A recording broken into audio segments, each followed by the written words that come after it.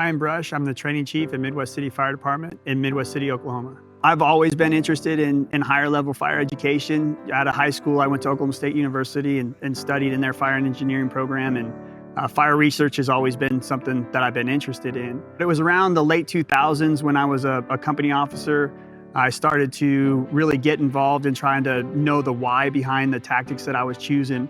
And it was truly a turning point in my learning, in my understanding of concepts, and then, my development as an instructor to be able to provide that to people. In probably the last 5 years, we've put a lot of effort into utilizing things like the fire stream study to adjust our hose loads and our flows. We're using water mapping to educate our nozzle firefighters on where to put water and how to incorporate it.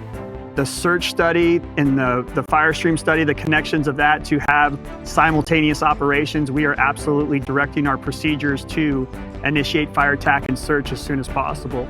We use 1700 as a point of reference for all of our department policy and procedure, and we take those policies and procedure and put them to work here on the drill ground.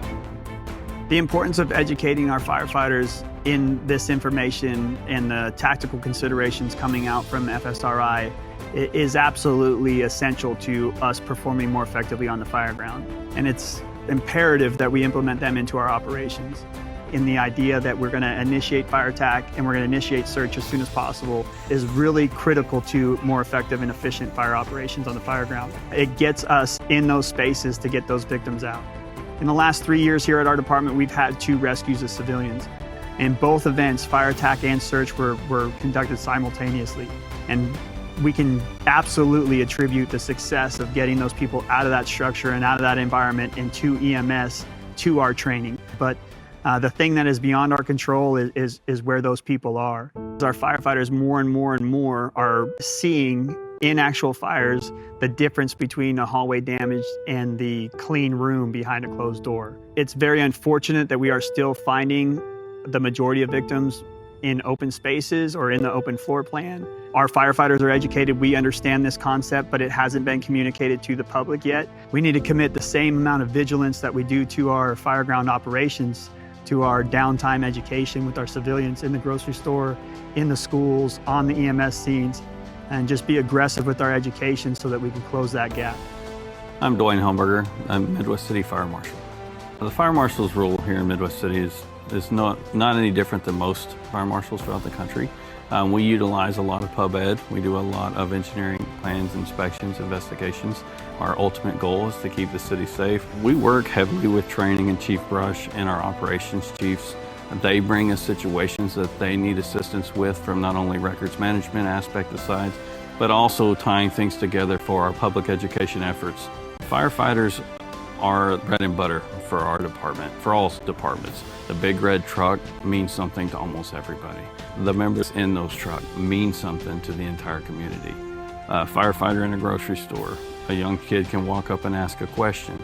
If they take that moment to educate that child on something as simple as keeping your door closed, that's impactful for that kid. What we teach them, they go home and address with their parents. It's just about getting the messages to all the groups involved and identifying those in the community who need that message. Ultimately, the firefighters are the cornerstone for getting our safety messages out. The key is how our members are in front of the public. This is the missing piece in a successful chain of survival for our fire victims. Firefighters have unique firsthand experience with the threats of fire, and that firsthand experience is what the public wants to know. For nearly 50 years now, there's been fire prevention and there's been operations. And prevention by definition is pre-event, and operations by definition is when we respond. That space between is where we've been losing our civilians. And it is that potential educational component that will bridge that gap. Today's fire environment is so dynamic, it takes both sides to make sure that we have a successful outcome. I believe that intervention piece between prevention and response is both our responsibility. And the future to a successful fire service is connecting fire response to fire prevention through that education of the community in that early intervention phase. Successful fire safety is a social contract. It involves the community and the firefighters as well. A safer environment for civilians is a safer environment for firefighters.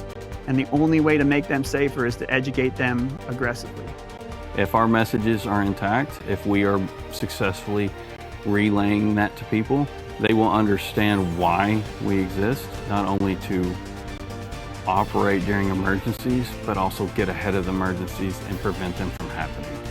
Removing silos between operations and prevention are critical keys to make that an accomplishment. We have to take care of each other, and if we're doing that, doing the best we can all go home safe and stay safe while we're at home.